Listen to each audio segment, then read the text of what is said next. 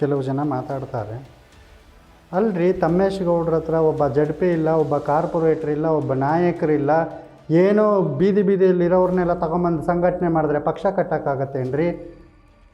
ಅವತ್ತಿಂದ ದುಡ್ದವ್ರು ನಾವೆಲ್ರಿ ಹೋಗಬೇಕು? ಒಬ್ಬನೇ ಒಬ್ಬ ಕಾರ್ಪೊರೇಟ್ರ್ ಇಲ್ರಿ, ಸುಮ್ಮನೆ ಸಭೆ ಸಮಾರಂಭ ಮಾಡಿದ್ರೆ ಮುಗಿದೋಯ್ತಾ?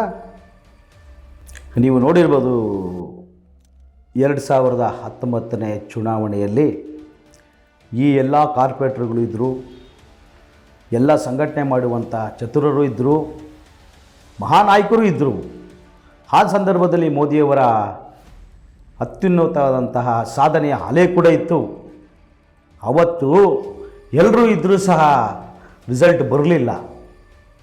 ಯಾರು ಇಲ್ಲದೆ ಇದ್ದರೂ ಸಹ ಸಂಘಟನೆಯ ಚತುರ ತಮ್ಮೇಶ್ ಗೌಡ್ರ ನಾಯಕತ್ವದಲ್ಲಿ 2024ನೇ ಚುನಾವಣೆಯಲ್ಲಿ ಸಾಮಾನ್ಯ ಕಾರ್ಯಕರ್ತರಿಗೆ ಜವಾಬ್ದಾರಿಯನ್ನು ನೀಡಿ ಆ ಸಾಮಾನ್ಯ ಕಾರ್ಯಕರ್ತರಿಂದ ಬಹುಮತವನ್ನು ನೀಡಲಿಕ್ಕೆ ಅವರ ಶ್ರಮ ತುಂಬ ಇದೆ ಅಂತ ಹೇಳಲಿಕ್ಕೆ ಬಯಸ್ತೀನಿ. ಕೆಲವು ಜನ ಮಾತಾಡ್ತಾರೆ, ಈ ಹಿಂದಿನ ಚುನಾವಣೆಯಲ್ಲಿ ಎ ರವಿ ಅವರಿಗೆ ಟಿಕೆಟ್ ಕೊಟ್ಟಿದ್ದರೆ ಗೆಲ್ತಾ ಇದ್ದರು, ಯಾಕೆಂದರೆ ಸತತವಾಗಿ ಸೋಲ್ಕೊಂಡು ಬಂದಿದ್ದಾರೆ, ಅನುಕಂಪದ ಅಲೆ ಇದೆ, ಈ ಬಾರಿ ಕೊಟ್ಟಿದ್ದರೆ ಗೆಲ್ತಾ ಇದ್ದರು, ರಾಜಕೀಯ ಕುತಂತ್ರದಿಂದ ಟಿಕೆಟ್ ಕೊಡಲಿಲ್ಲ, ಅದಕ್ಕೆ ಬ್ಯಾಟ್ರಾಯನ್ಪುರ ಸೋಲನ್ನು ಕಾಣ್ತು. ಅದು ಭಾರತೀಯ ಜನತಾ ಪಕ್ಷ ಸಂಸ್ಕೃತಿನೇ ಹಾಗೆ.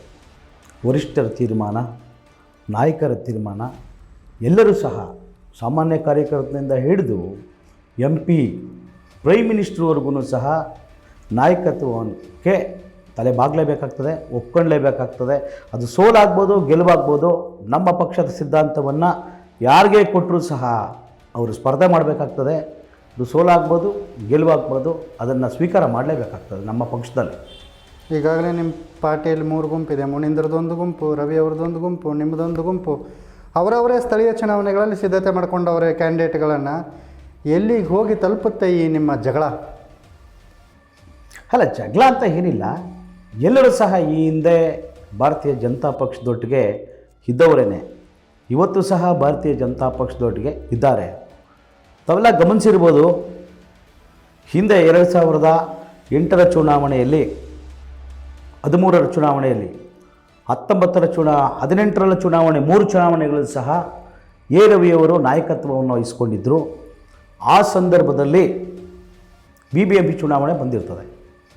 ಬಂದಂಥ ಸಂದರ್ಭದಲ್ಲಿ ಹಿಂದೆ ಇದ್ದಂತಹ ನಾಯಕರುಗಳು, ಅಂದರೆ ಇವರಿಗಿಂತ ದೊಡ್ಡ ನಾಯಕರು ಇದ್ದರೂ ಸಹ ರಾಜಗೋಪಾಲ್ ಇದ್ದರು, ಮುನ್ರಾಜ್ ಅವರಿದ್ದರು, ಹಿಂದೆ ಇದ್ದಂಥ ಅಧ್ಯಕ್ಷರುಗಳು, ಇನ್ನೂ ಹಲವಾರು ನಾಯಕರುಗಳ ಇವ್ರಿಗಿಂತ ಜಾಸ್ತಿ ಶಕ್ತಿ ಇದ್ದಂಥ ನಾಯಕರುಗಳು ಇದ್ದರೂ ಸಹ ಯಾರು ಡಿಫೀಟ್ ಕ್ಯಾಂಡಿಡೇಟ್ ಆಗಿರ್ತಾರೋ ಭಾರತೀಯ ಜನತಾ ಪಕ್ಷದಲ್ಲಿ, ಆ ಕ್ಷೇತ್ರದಲ್ಲಿ ಯಾರು ಸೋತಿರ್ತಾರೋ ಅವರ ನಾಯಕತ್ವದಲ್ಲಿ ಮುಂದಿನ ಚುನಾವಣೆಗಳ ಸ್ಥಳೀಯ ಸಂಸ್ಥೆಗಳ ಚುನಾವಣೆಯ ನಾಯಕತ್ವ ಸಹ ಅವ್ರದ್ದೇ ಇರ್ತದೆ ಅಂತ ಹೇಳಲಿಕ್ಕೆ ಬಯಸ್ತೀನಿ. ಇಲ್ಲ, ಈಗ ನೀವು ಹೇಳ್ತೀರಿ ಸೋತಿರೋ ಕ್ಯಾಂಡಿಡೇಟ್ಗಳಿಗೆ ಅಧಿಕಾರ ಇರುತ್ತೆ, ಅವರೇ ಟಿಕೆಟ್ ಕೊಡ್ತಾರೆ ಅಂದರೆ ಈ ಉಳಿದ ನಾಯಕರುಗಳನ್ನು ಲೆಕ್ಕಕ್ಕೆ ತಗೊಳ್ಳಲ್ಲ ನೀವು? ಅಲ್ಲ, ಲೆಕ್ಕಕ್ಕೆ ಇಲ್ಲ ಅಂತ ಏನಿಲ್ಲ. ಲೆಕ್ಕಕ್ಕೆ ತಗೊಂಡು ಅವರ ಮಾರ್ಗದರ್ಶನವನ್ನು ಸಹ ಪಡ್ಕೊಂಡು ಹೊಸ ಮುಖಗಳಿಗೆ ಅವಕಾಶವನ್ನು ಮಾಡಿಕೊಡ್ಬೇಕು ಅನ್ನೋ ದೃಷ್ಟಿಯಿಂದ ಹಲವಾರು ಹಿಂದೆ ಯಾರು ಕಾರ್ಪೊರೇಟರ್ಗಳಿದ್ದರು, ಹೊಸ ಮುಖಗಳಿಗೆ ಅವಕಾಶ ಮಾಡಿಕೊಡ್ಬೇಕು ಅಂತ ತಮ್ಮೇಶ್ ಗೌಡ್ರ ಒಂದು ಅಭಿಪ್ರಾಯ. ಈಗ ತಮ್ಮೇಶ್ ಗೌಡರು ಹೊಸ ಮುಖಗಳಿಗೆ ಅವಕಾಶ ಕೊಡ್ತೀನಿ, ಟಿಕೆಟ್ ಕೊಡ್ತೀನಿ ಅಂತ ಎಲ್ಲರನ್ನೂ ಹೇಳ್ಕೊಳ್ತಿದ್ದೀರಿ, ಅದು ನೆರವೇರುತ್ತಾ ಅಂತ? ಖಂಡಿತ ನೆರವೇರುತ್ತೆ. ಮುಂಬರುವಂಥ ಎಲ್ಲ ಸ್ಥಳೀಯ ಸಂಸ್ಥೆಗಳಲ್ಲೂ ಸಹ ಹೊಸ ಮುಖಗಳಿಗೇ ಅವಕಾಶ ಕೊಡೋದು. ಹಳಬರಿಗೆ ಯಾರಿಗೂ ಕೊಡಲ್ಲ. ಇದು ಖಚಿತವಾದಂಥ ನನ್ನ ಮಾಹಿತಿ, ನನಗಿರುವಂಥ ಮಾಹಿತಿ. ಆ ನಿಟ್ಟಿನಲ್ಲಿ ಹೊಸ ಮುಖಗಳಿಗೆ ಅಧಿಕಾರವನ್ನು ನೀಡಬೇಕು, ಜವಾಬ್ದಾರಿಯನ್ನು ನೀಡಬೇಕು ಅನ್ನೋ ನಿಟ್ಟಿನಲ್ಲಿ ಪಾರ್ಟಿಯನ್ನು ಸಂಘಟನೆ ಮಾಡಲಿಕ್ಕೆ ಆಲ್ರೆಡಿ ಎಲ್ಲ ವಾರ್ಡ್ಗಳಲ್ಲೂ ಸಹ ಸಂಘಟನೆಯ ದೃಷ್ಟಿಯಿಂದ ತಮ್ಮೇಶ್ ಗೌಡರು ಕಾರ್ಯಕ್ರಮಗಳನ್ನು ಹಾಕ್ಕೊಂಡು ಆ ಒಂದು ನಿಟ್ಟಿನಲ್ಲಿ ಮುಂದೆ ಸಾಗ್ತಿದ್ದಾರೆ. ಅಲ್ಲ, ನೀವು ಸಂಘಟನೆಗೆ ಹಳೆಯ ಕಾರ್ಯಕರ್ತರನ್ನ ಲೆಕ್ಕಕ್ಕೆ ತಗೊಳ್ತಾ ಇಲ್ವಲ್ಲ? ಅಲ್ಲ, ಎಲ್ಲರೂ ಇದ್ದಾರೆ ಸಂಘಟನೆಯಲ್ಲಿ. ಹಿಂದೆ ಇದ್ದಂತಹ ನಗರ ಮಂಡಲದಲ್ಲಿ ಇದ್ದಂತಹ ಅಂದರೆ ಎಲ್ಲ ಇಡೀ ಕ್ಷೇತ್ರದಲ್ಲಿ, ಬ್ಯಾಟರಾಯನಪುರ ಕ್ಷೇತ್ರದಲ್ಲಿ ಈ 7 ವರ್ಷಗಳಿಂದ ಮಾತ್ರನೇ ಗ್ರಾಮಾಂತರ ಮಂಡಲ ಮತ್ತು ನಗರ ಮಂಡಲ ಅಂತ ಇತ್ತು. ಅದಕ್ಕೂ ಮೊದಲು ಒಂದೇ ಅಧ್ಯಕ್ಷರು ಇಡೀ ಕ್ಷೇತ್ರಕ್ಕೆ, ಬ್ಯಾಟರಾಯನಪುರ ವಿಧಾನಸಭಾ ಕ್ಷೇತ್ರಕ್ಕೆ ಅಧ್ಯಕ್ಷರುಗಳು ಇರ್ತಿದ್ದರು. ರಾಜಗೋಪಾಲ್ ಅವರು ಅಧ್ಯಕ್ಷರಿದ್ದರು. ಅವರ ಮಾರ್ಗದರ್ಶನವನ್ನು ಸಹ ಪಡ್ಕೊಂಡು ನಿರಂತರವಾಗಿ ಅವ್ರನ್ನೂ ಸಹ ಬಳಸ್ಕೊಳ್ತಿದ್ವಿ. ಆ ಹಿಂದೆ ನಮಗೆ ಮುನ್ರಾಜ್ ಅವರು ಅಂತ ಇದ್ದರು, ಅವರು 2 ಸಲ ಅಧ್ಯಕ್ಷರಾಗಿದ್ದು ಭಾರತೀಯ ಜನತಾ ಪಕ್ಷ, ಅವರ ಮಾರ್ಗದರ್ಶನವನ್ನು ಪಡ್ಕೊಂಡು ಅವ್ರನ್ನೂ ಸಹ ಪಕ್ಷದಲ್ಲಿ ತೊಡಗಿಸ್ಕೊಂಡು ಮುಂದೆ ಸಾಗ್ತಿದ್ದಾರೆ. ಅಲ್ಲ, ರವಿ ಅವ್ರನ್ನ ನೀವು ಚುನಾವಣೆಯಲ್ಲಿ ಬಳಸ್ಕೊಳ್ತೀರಿ ಅನ್ನೋದು ನನಗೇನು ಅನ್ನಿಸ್ತಾ ಇಲ್ಲ ಈಗಿನ ವಾತಾವರಣ ನೋಡಿದ್ರೆ. ಇಲ್ಲ, ಹಾಗಂತ ಏನಿಲ್ಲ.